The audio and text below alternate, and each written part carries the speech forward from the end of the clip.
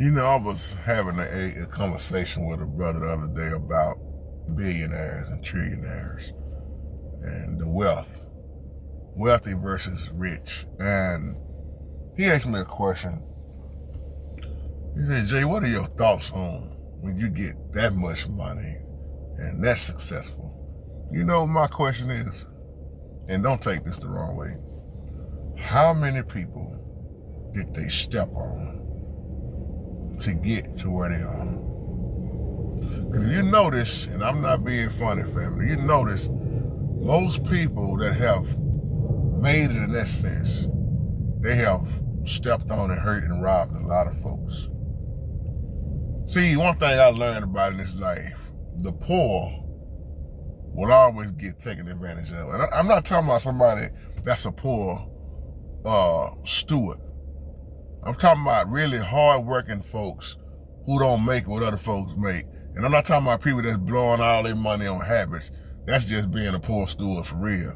But I'm talking about people who don't have all those habits and they work hard, they work a 9 to 5, some work overtime, working just enough, just working hard just to be broke, if this makes sense. You gotta ask yourself, if you're a billionaire, well, you may see them give back. They gave back a whole lot, man. You gave away $1 million easy, but you just made $6 billion. I've learned, that's why I always say war is a business. Penitentiary is a business. Religion is business. In all these categories, we can go on and on. Somebody is getting robbed. Somebody is getting stepped on.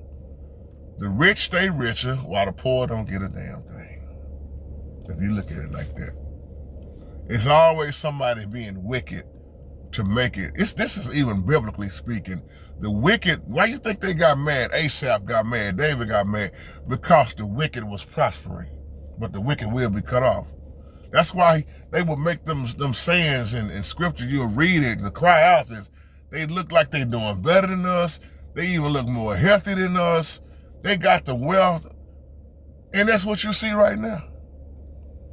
Even in the Bible, they always was wicked, robbing the poor, pride, ego, power struck, stepping on the poor just to get ahead and stay ahead and then become top dog.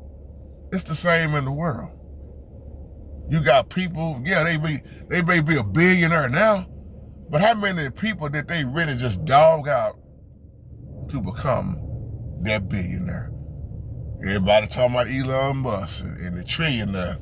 Like I've been talking about the Rockefeller and man, people in high positions been making money. You talking about bukus, loads of money, old money, money on top of money for years, generational wealth.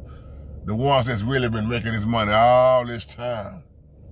But how many people have been stepped on? You can't overlook that, and I don't care who don't like it. You got to realize somebody's always getting stepped on and robbed just so they can keep what they got. How else would they be a billionaire if they didn't? How else? How else would the NBA be so successful without the basketball players? How else would the NFL league be so successful? How else would the rap industry, the hip-hop business, the church building, the gospel industry, notice I'm saying industry, how else would it be so successful if somebody wasn't being robbed? I'll leave you on that. Shalom.